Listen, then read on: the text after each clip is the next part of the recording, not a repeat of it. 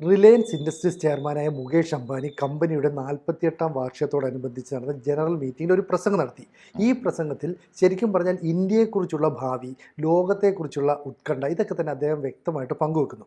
21ാം നൂറ്റാണ്ട് നമ്മുടെ ഒരു സുവർണ്ണ കാലഘട്ടമായി മാറണമെന്നാണ് അദ്ദേഹം പ്രത്യാശിക്കുന്നത്. കാരണം ടെക്നോളജിയിൽ മറ്റ് മേഖലകളിലൊക്കെ ഇന്ത്യൻ യങ്സ്റ്റേഴ്സിന് വലിയ കുതിച്ചുചാട്ടം നടത്താൻ പറ്റും. പക്ഷേ ഇവരെയൊക്കെ കൃത്യമായിട്ട് യൂട്ടിലൈസ് ചെയ്യുന്നത് അമേരിക്ക ഉൾപ്പെടെയുള്ള വിദേശ രാജ്യങ്ങളാണ്. അത് വേണ്ട, ഇന്ത്യയിൽ തന്നെ അതിന് അവസരമുണ്ടാകും. നമുക്ക് ലോകത്തിന് മുന്നിൽ ഒരു വലിയ കുതിച്ചുചാട്ടം നടത്താൻ പറ്റും. അങ്ങനെയൊക്കെയല്ലേ മുകേഷ് അംബാനി പറയുന്നത്? തീർച്ചയായിട്ടും മുകേഷ് അംബാനിയുടെ ഈ പ്രസംഗം ലോകത്തുനിന്ന് വലിയ വൈറലാണ്. ലോകമെങ്ങുമുള്ള ഇന്ത്യക്കാർ മാത്രമല്ല, ലോകത്തെങ്ങുമുള്ള ന്യൂജൻ പ്രത്യേകിച്ച് ഈ നമ്മുടെ ടെക്കീസ് ഉണ്ടല്ലോ, അവർ വലിയ തോതിൽ ആഘോഷിക്കുന്നതെന്ന് മാത്രമല്ല, ഇന്ത്യയെ വലിയ പ്രതീക്ഷയോടെ കാണാൻ ഈ ടെക്നോളജിക്കൽ പുതിയ സാങ്കേതിക ലോകത്തിന് സാധിക്കുന്നുണ്ട് ഈ പ്രസംഗത്തിലൂടെ. അതുകൊണ്ടാണ് ആ പ്രസംഗം ആഘോഷിക്കപ്പെടുന്നത്. ആ പ്രസംഗം യഥാർത്ഥത്തിൽ റിലയൻസ് കമ്പനിയുടെ ഒരു ആത്മവിശ്വാസവും അതിൻ്റെ വളർച്ചയിലുള്ള സന്തോഷവും മാത്രമല്ല അദ്ദേഹം പ്രകടിപ്പിച്ചത്. അത് കുറച്ചേ പറഞ്ഞുള്ളൂ. ബാക്കി മുഴുവനും ആ പ്രസംഗം ഇന്ത്യയെക്കുറിച്ചുള്ള പ്രതീക്ഷയും ഇന്ത്യ നേടിയ വലിയ വിജയത്തിലുള്ള അദ്ദേഹത്തിൻ്റെ ആഹ്ലാദത്തിൻ്റെ ഒരു പ്രകടനമാണ്. ഏതാണ്ട് 7 ലക്ഷത്തിലേറെ ജീവനക്കാരുണ്ട്. അവരുടെ വാർഷിക ജനറൽ ബോഡിയാണ്. വാർഷിക ജനറൽ ബോഡി എന്ന് പറയുമ്പോൾ ഓർക്കണം, 48ാമത് വാർഷികമാണ്. അപ്പോൾ 48ാമത് വാർഷികം എന്ന് പറഞ്ഞാൽ ആലോചിച്ച് നോക്കൂ, ഇന്ത്യയുടെ പുരോഗതി ഇന്നീ കാണുന്ന അവസ്ഥയിലെത്തിയത്, ഗ്രാജുവലായ പുരോഗതി ഉണ്ടായത് ഈ കഴിഞ്ഞ 50 വർഷത്തിലാണ്. ആ 50 വർഷവും കൂടെ നടന്ന ഒരു കമ്പനിയാണ് റിലയൻസ്. ഇദ്ദേഹത്തിൻ്റെ അറിയാലോ, ഇത് അച്ഛൻ്റെ കാലം തൊട്ടേയുള്ള കമ്പനിയാണ്. മാത്രമല്ല നമ്മൾ പണ്ട് കൊണ്ടിരുന്ന ഒരു വലിയ പണി എന്താണെന്ന് വെച്ചാൽ, ഏറ്റവും വലിയ രാജ്യദ്രോഹം ഈ രാജ്യത്തിന് വരുമാനം ഉണ്ടാക്കുന്ന കമ്പനികളെ ചീത്ത വിളിക്കുക എന്നായിരുന്നു. ഇന്ത്യയുടെ പുരോ അറിയാലോ, ടാറ്റ, ബിർള, ഗോയങ്ക എന്നൊക്കെ പറഞ്ഞാൽ എന്താ മഹാഭാവികളാണ് നമ്മൾ ഒരു കാലത്ത് പഠിച്ചു വെച്ചത്. പിന്നീട് നമ്മൾ അംബാനിക്കും അദാനിക്കും ചീത്ത വിളിക്കാൻ തുടങ്ങി. അപ്പോൾ റിലയൻസ് പക്ഷേ അവർ കാണുന്നത് അവരുടെ വളർച്ചയല്ല, അവരുടെ വളർച്ച എന്ന് പറയുന്ന രാജ്യത്തിന് വേണ്ടിയുള്ള വളർച്ചയാണ്. ഈ മീറ്റിംഗ് ഏറ്റവും നിർണായകമായ ദിവസമാണ്. അത് ഗണേശ ചതുർത്ഥി ദിവസമായിരുന്നു. ആ ഉത്സവം നടക്കുമ്പോൾ വീഡിയോ കോണിലൂടെയായിരുന്നു അദ്ദേഹത്തിൻ്റെ പ്രസംഗം. ലോകമെങ്ങുമുള്ള കമ്പനികൾ, അതായത് ഇപ്പോൾ ലോകത്തിലെ ഏതാണ്ട് 90ഓളം രാജ്യങ്ങളിൽ ഇവരുടെ വിതരണക്കാരും ജീവനക്കാരും ഒക്കെ ഉണ്ടല്ലോ. 90ഓളം രാജ്യം എന്ന് പറഞ്ഞാൽ ആകെ 104 രാജ്യങ്ങളെ ആൾപ്പാർപ്പുള്ള രാജ്യങ്ങളുള്ളൂ. അപ്പോൾ ലോകം മുഴുക്കെ എത്തിക്കഴിഞ്ഞു റിലയൻസ് എന്ന ഇന്ത്യൻ കമ്പനി. അതതിൻ്റെ പ്രത്യേകത. അപ്പോൾ അവരുടെ ജീവനക്കാരും കുടുംബാംഗങ്ങളും അവരുടെ അഭ്യുദയകാംക്ഷികളും എല്ലാം ചേർന്നുള്ള ഏറ്റവും ചുരുങ്ങിയത് 10 ലക്ഷം മനുഷ്യരോട് ലോകമെങ്ങും ഉള്ളവരോട് ഒരുമിച്ച് സംസാരിക്കുകയാണ്. അപ്പോൾ ഈ സംസാരത്തിൽ അദ്ദേഹം അഭിസംബോധന ചെയ്ത് പുതിയ ലോകത്തെയാണ്, പുതിയ കാലത്തിൻ്റെ സാധ്യതയാണ്. അദ്ദേഹം പറയുന്ന ഒരു കാര്യം സിനുജി ഊന്നി പറഞ്ഞ ഒരു പ്രധാനപ്പെട്ട കാര്യമാണ്. 21ാം നൂറ്റാണ്ട് മറ്റാരുടേതുമല്ല, ഇന്ത്യയുടെ സുവർണകാലമാണ്. അതിന് അദ്ദേഹം പറയുന്ന കാര്യം, മറ്റു ലോകം, ഇന്ത്യക്ക് പുറത്തുള്ള ലോകം മുഴുവനും വല്ലാത്ത പ്രതിസന്ധിയിലാണ്, പല തരത്തിലുള്ള ആശങ്കയിലാണ്. ആ ലോകത്ത് ഇനി അങ്ങോട്ട് യുദ്ധം ചെയ്ത് ഏതെങ്കിലും രാജ്യങ്ങളെ കീഴടക്കി കളയാമെന്ന വ്യാമോഹം ലോകത്തിൽ ഒരു രാജ്യത്തിനുമില്ല. ആ കാലം കഴിഞ്ഞിരിക്കുന്നു. ഇനി കീഴടക്കാനുള്ളത് സാങ്കേതിക വിദ്യ കൊണ്ടാണ്. സാങ്കേതിക വിദ്യ കൊണ്ട് കീഴടക്കാൻ പോകുമ്പോൾ തീർച്ചയായിട്ടും അതിലെ ഏറ്റവും വലിയ ലോകം ഇന്ത്യയുടെ ലോകമാണ്, ഇന്ത്യയുടെ സുവർണകാലമാണ്. അതുകൊണ്ടാണ് അദ്ദേഹം പറഞ്ഞത്, ഇങ്ങനെ ഈ 21ാം നൂറ്റാണ്ട് ഇന്ത്യയുടെ സുവർണകാലമാണ് എന്ന് അദ്ദേഹം പറയുമ്പോൾ 3 പ്രധാനപ്പെട്ട വിപ്ലവങ്ങളെക്കുറിച്ച് അദ്ദേഹം പറയുന്നുണ്ട്. 3 പ്രധാനപ്പെട്ട വിപ്ലവങ്ങളാണ് നടക്കാൻ പോകുന്ന ലോകത്ത്. 21ാം നൂറ്റാണ്ടിലെ ഏറ്റവും പ്രധാനപ്പെട്ട 3 വിപ്ലവങ്ങളും നമ്മൾ പറയുന്ന ആയുധമെടുത്ത് മനുഷ്യനെ കൊല്ലുന്ന രക്തരൂക്ഷിതമായ വിപ്ലവങ്ങളൊന്നുമല്ല. സാങ്കേതിക വിദ്യ കൊണ്ട് മനുഷ്യൻ്റെ ചിന്താമണ്ഡലത്തിൽ നടക്കുന്ന വിപ്ലവം, അതിൻ്റെ ഫലമായി ഭൂമിയിലുണ്ടാകുന്ന പരിവർത്തനം. ആ വിപ്ലവത്തിന് അദ്ദേഹം 3 കാര്യങ്ങളാണ് അടിസ്ഥാനപരമായി പറയുന്നത്. ഒന്ന്, ഇനിയുള്ള ഈ നൂറ്റാണ്ടിലെ 3 മുദ്രാവാക്യങ്ങൾ. ഒന്ന്, ക്ലീൻ എനർജിയാണ്. ക്ലീൻ എനർജി എന്ന് പറഞ്ഞാൽ ഭൂമിക്ക് മുന്നോട്ട് പോകാൻ, ചലിക്കാൻ എനർജി വേണം, ഊർജം വേണം. പക്ഷേ ആ ഊർജം എങ്ങനെയെങ്കിലും ഉൽപ്പാദിച്ച പോരാ, അത് പരിസ്ഥിതിക്ക് ദോഷമുണ്ടാക്കാത്ത എനർജി വേണം. അതിനാണ് ക്ലീൻ എനർജി എന്ന് പറയുന്നത്. പ്രത്യേകിച്ച് കാർബൺ എമിഷൻ ഇല്ലാത്ത. പ്രപഞ്ചത്തെ തകർക്കുന്നത് ഭൂമിയിലെ കാർബൺ എമിഷനാണ്. അതുകൊണ്ടാണ് നമ്മൾ ഈ കാർബൺ മിനിമൈസിങ്, ഏറ്റവും കുറച്ച് കാർബൺ ഉൽപ്പാദിപ്പിക്കുന്ന എനർജി, ഏതു എനർജിയുടെ കൂടെയും അതുണ്ട്. അപ്പോൾ അതിനുള്ള ബദൽ മാർഗങ്ങളാണ് നമ്മൾ ഈ പറയുന്ന ബദൽ സംവിധാനങ്ങളൊക്കെ. നമ്മൾ സോളാർ ആയാലും ഈ നമ്മളെ പുതിയ എനർജി, ഇലക്ട്രിക് എനർജി ആണെങ്കിൽ പോലും ഇലക്ട്രിക് എനർജിക്കുള്ള സോഴ്സുകൾ, തെർമൽ പവർ, ഈ അറ്റോമിക് പവർ ഒക്കെ. ആറ്റം ബോംബ് ഉണ്ടാക്കുന്നതിന് പകരം അറ്റോമിക് എനർജി ഉണ്ടാക്കുക. മനുഷ്യരുടെ നന്മയ്ക്ക് വേണ്ടി, മനുഷ്യനെ കൊല്ലുന്നതിന് പകരം, യുദ്ധങ്ങൾക്ക് പകരം സമാധാനത്തിനും പുരോഗതിക്കും വേണ്ടി ഉപയോഗിക്കുക. അപ്പോൾ ആ എനർജിയുടെയൊക്കെ ഒരു കാലം, ക്ലീൻ എനർജിയാണ് ഇനിയുള്ള കാലം. ക്ലീൻ എനർജി ഇല്ലെങ്കിൽ എന്താ കുഴപ്പമെന്നറിയോ? എനർജി ഉണ്ടാകും, വികസനം ഉണ്ടാകും, അതിൻ്റെ കൂടെ പ്രപഞ്ചം തകർന്നുകൊണ്ടിരിക്കും. ഭൂമിക്ക് നിലനിൽക്കാൻ കഴിയില്ല, ഭൂമി നിലവിളിക്കും. അതാണ് നമ്മൾ ആഹ്ലാദിക്കുമ്പോൾ ഭൂമി നിലവിളിക്കും. അതാണ് അദ്ദേഹം പറയുന്ന മനോഹരമാണ്. അദ്ദേഹം പറയുന്ന ഒരു പ്രധാനപ്പെട്ട കാര്യമുണ്ട്.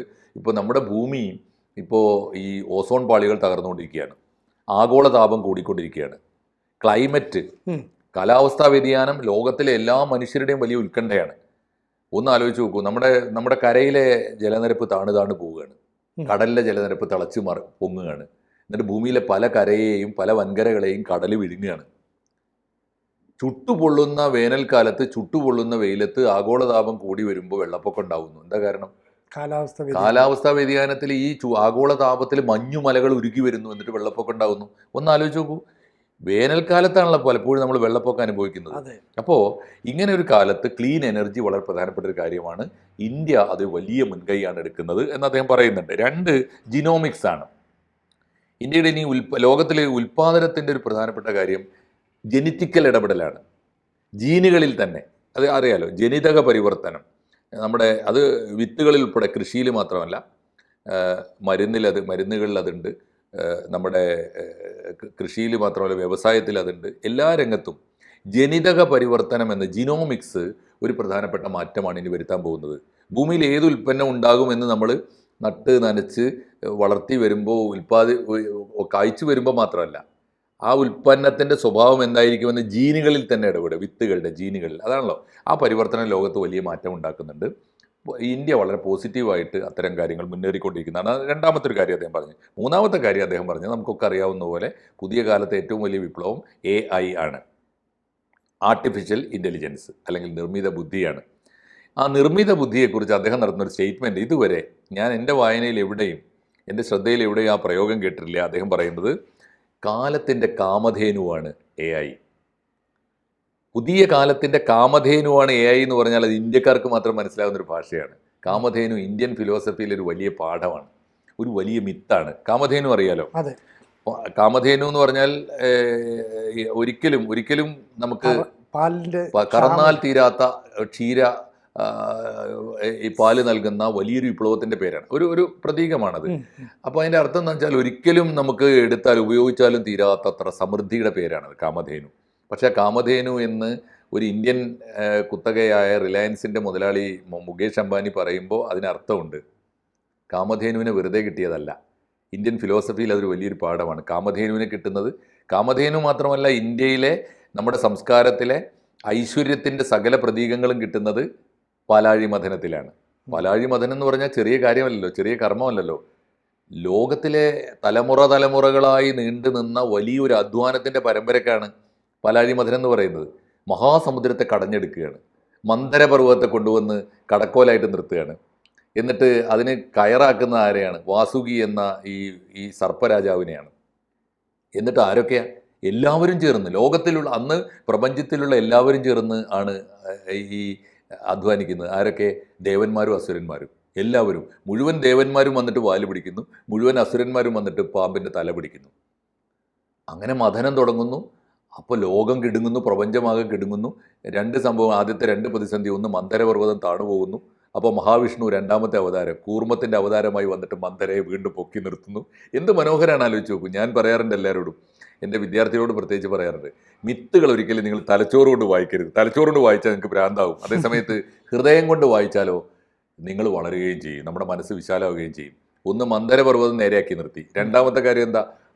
ഈ വാസുകിയുടെ വായിൽ നിന്ന് കാളകൂടം വന്നു, വിഷം വന്നു. അത് പുറത്തു പോയാൽ പ്രപഞ്ചമാകെ നശിച്ചു പോകുമല്ലോ എന്ന് ശിവൻ മനസ്സിലാക്കിയിട്ട് അത് ശിവൻ എടുത്തു കുടിച്ചു. അയ്യോ, അപ്പോൾ ശിവൻ തീർന്നു പോകുമല്ലോ എന്ന് പാർവതി ദേവി. അപ്പോൾ പാർവതി ദേവി ശിവൻ്റെ കഴുത്തിന് പിടിച്ചു. അപ്പോൾ വിഷ്ണു അഥവാ തുപ്പിക്കളഞ്ഞാൽ വീണ്ടും പ്രപഞ്ചം നശിച്ചു പോകുമല്ലോ, ഒന്ന് ആലോചിച്ച് നോക്കൂ. അപ്പോൾ വിഷ്ണു എന്നിട്ട് വായും പൊത്തിപ്പിടിച്ചു. അങ്ങനെയാണ് കഴുത്തിൽ അത് ഉറഞ്ഞു പോകുന്നത്. എന്ത് മനോഹരമാണ് ഇന്ത്യൻ മിത്തുകൾ, എത്ര വൈജ്ഞാനികമാണെന്ന് ആലോചിച്ച് നോക്കൂ. അപ്പോൾ ഈ അംബാനിയെ പോലെയുള്ള ആളുകളെ സംരക്ഷിക്കാൻ വേണ്ടിയിട്ടാണ് ഇന്ത്യ റഷ്യയുമായിട്ട് ഇപ്പോൾ സഹകരിക്കുന്നതെന്നും അമേരിക്കയുടെ ഒരു ശത്രുത പിടിച്ചു പറ്റുന്നതെന്നുമുള്ള ഒരു വ്യാഖ്യാനം ഇപ്പോൾ പ്രചരിക്കുന്നുണ്ട്. ശരിക്കും പറഞ്ഞാൽ യുദ്ധങ്ങൾ ഉണ്ടാകുമ്പോൾ, ഇപ്പോൾ റഷ്യയും ഉക്രൈനും തമ്മിൽ യുദ്ധമാണ്, യുദ്ധങ്ങൾ ഉണ്ടാകുമ്പോൾ എപ്പോഴും ഇന്ധന വില കൂടാനുള്ള സാധ്യതയുണ്ട്. സ്വാഭാവികമായിട്ട് റഷ്യയിൽ നിന്ന് എണ്ണ വാങ്ങുമ്പോൾ എണ്ണയ്ക്ക് വില കൂടാം. പക്ഷേ ഇന്ത്യയും റഷ്യയും തമ്മിലുള്ള ഒരു ബന്ധത്തിൻ്റെ അടിസ്ഥാനത്തിൽ നമുക്ക് ക്രൂഡ് ഓയിൽ തന്നത് ആ പഴയ വിലയ്ക്കാണ്. മാത്രമല്ല ഒരു റിഡക്ഷൻ റേറ്റിലെന്ന് പറയാം. കാരണം അമേരിക്ക ഉപരോധം ഏർപ്പെടുത്തിയപ്പോൾ ആ ഉപരോധത്തെ മറികടന്ന് നമ്മൾ എണ്ണ വാങ്ങാൻ തയ്യാറായി. ഇവിടെ ഈ അംബാനിയെ സംരക്ഷിക്കാനല്ല, നമ്മൾ റഷ്യയുമായിട്ട് ഇത്തരം ഒരു കരാറിലുള്ളതുകൊണ്ട് മാത്രമാണ് നമ്മുടെ നാട്ടിലെ ഇന്ധനവില വർദ്ധിക്കാഞ്ഞത്. ഇപ്പോൾ ഇറാഖിൽ യുദ്ധം ഉണ്ടായി, കുവൈറ്റുമായിട്ട് യുദ്ധം ഉണ്ടായപ്പോൾ നമ്മുടെ നാട്ടിലെ പെട്രോൾ വില കൂടി. അപ്പോൾ അത്തരത്തിലുള്ള ഇന്ധനവിലയൊന്നും വർദ്ധിക്കാതെ പിടിച്ചു നിർത്താൻ കഴിയുന്നത് ഇത്തരത്തിലുള്ളൊരു സഹകരണം കൊണ്ടാണ്. അപ്പം മുകേഷ് അംബാനിയെ രക്ഷിക്കാൻ വേണ്ടിയിട്ടാണ് ഇന്ത്യൻ പ്രധാനമന്ത്രി അല്ലെങ്കിൽ ഇന്ത്യൻ ഭരണകൂടം നിലകൊള്ളുന്നതെന്നുള്ള വ്യാഖ്യാനം ശരിക്കും ഇത്തരത്തിലുള്ള തൊഴിൽദാതാക്കളുടെ ഒരു നിലപാടിനെ തെറ്റായി വ്യാഖ്യാനിക്കുകയാണെന്ന് മാത്രമല്ല, ഇപ്പോൾ അംബാനി യഥാർത്ഥത്തിൽ അദ്ദേഹത്തിൻ്റെ അജണ്ട അത് വളരെ കൃത്യമാണ്. ഈ പ്രസംഗത്തിൽ അദ്ദേഹം പറയുന്നത് എൻ്റെ അജണ്ട എൻ്റെ നാടാണ്, എൻ്റെ ഇന്ത്യയാണ്. അതിന് അദ്ദേഹം ഇപ്പോൾ രാജ്യത്തിന് കിട്ടിയ സേവനത്തെക്കുറിച്ച് പറയുന്നുണ്ട്. കഴിഞ്ഞ ഒരു കൊല്ലമായിട്ട് അദ്ദേഹം രാജ്യത്തിന് ചെയ്ത എന്താണ് അംബാനിയുടെ കമ്പനി റിലയൻസ് എന്ന കമ്പനി ഇന്ത്യക്ക് കൊടുത്തത്. 2025 എന്ന ഒറ്റ വർഷം പൂർത്തിയായിട്ടില്ല. 2025 മാർച്ച് 31 പൂർത്തിയായ ഒരു സാമ്പത്തിക വർഷത്തെ മാത്രം കണക്ക് പറയുന്നത് അദ്ദേഹം 11 ലക്ഷം കോടിയാണ് അവരുടെ വരുമാനം 11 ലക്ഷം കോടിയാണ് വരുമാനം. പക്ഷേ അതിൻ്റെ കൂടെ അദ്ദേഹം പറയുന്നൊരു കണക്ക്, കഴിഞ്ഞ 6 വർഷമായിട്ട് ഇന്ത്യക്ക് കൊടുത്ത ടാക്സ് ഉണ്ടല്ലോ, ഇന്ത്യ ഗവൺമെൻറ്റിന് റിലയൻസ് മാത്രം കൊടുത്ത ടാക്സ് 10 ലക്ഷം കോടിയാണ്. ഒരു കൊല്ലം ഇത്രയും വരുമാനം ഉണ്ടാക്കുന്നതുകൊണ്ടാണ് 6 കൊല്ലം അത്രയും ടാക്സ് കൊടുക്കേണ്ടി വരും. 6 കൊല്ലത്തിൽ കണക്കാണ് അദ്ദേഹം പറഞ്ഞത്. ഒന്ന് ആലോചിച്ച് നോക്കൂ. ടാക്സ് പേയറിനെ നമ്മൾ ബഹുമാനിക്കണ്ടേ? രാജ്യത്തിൻ്റെ ഏറ്റവും വലിയ നികുതി കൊടുക്കുന്ന, ഏറ്റവും വലിയ വരുമാനം തരുന്ന ആളെയാണ് നമ്മൾ ബഹുമാനിക്കുന്നത്. അതുകൊണ്ടാണ് റിലയൻസിന് കൊടുക്കുന്ന ബഹുമാനം. അല്ലാതെ രാജ്യം റിലയൻസിന് വേണ്ടി പുരോഗതി ഉണ്ടാക്കുകയല്ല, രാജ്യത്തിന് പുരോഗതി ഉണ്ടാക്കുന്ന റിലയൻസിന് കൊടുക്കുന്ന ആദരവാണത്. 2, ആ കൂട്ടത്തിൽ ഒന്നുകൂടി അദ്ദേഹം പറഞ്ഞു, അദ്ദേഹം ഈ പറഞ്ഞ 7 ലക്ഷത്തിലേറെ പേർക്ക് ഇപ്പോൾ പണി കൊടുക്കുന്നുണ്ട്, അത് 10 ലക്ഷം ആക്കാനുള്ള ശ്രമം അദ്ദേഹം പറഞ്ഞല്ലോ. കൂട്ടത്തിൽ അദ്ദേഹം പറഞ്ഞു CSR ഫണ്ട് ഇതിൻ്റെ പുറമെയാണ്. CSR ഫണ്ട് എന്ന് പറഞ്ഞാൽ എന്താ? ഒരു കമ്പനിയുടെ വരുമാനത്തിൽ നിന്ന് ഗവൺമെൻറ്റിന് കൊടുക്കാനുള്ളത് ടാക്സ്. അതിൻ്റെ പുറമെ ആ കമ്പനി ഈ നാട്ടിലെ പാവങ്ങളായ മനുഷ്യരുടെ പുരോഗമനത്തിന് വേണ്ടി നേരിട്ട് കൊടുക്കുന്ന ദാനമാണ് CSR. കമ്മ്യൂണിറ്റി അറിയാലോ, CSR ഫണ്ട്, സോഷ്യലാ. അപ്പോൾ അത് എത്രയാണെന്നറിയോ? ഈ ഒരു കൊല്ലം കൊടുത്ത് 2025 ഈ ഒരൊറ്റ കൊല്ലം മാർച്ച് 31 അവസാനിച്ച ഒരു സാമ്പത്തിക വർഷം മാത്രം കൊടുത്തത് 2156 കോടിയാണ്. 2156 കോടി ദാനം കൊടുക്കുന്നൊരു കമ്പനി. ആ കമ്പനി എങ്ങനെയാണ് രാജ്യ പുരോഗതിക്ക് എതിരായിട്ട് നിൽക്കുക?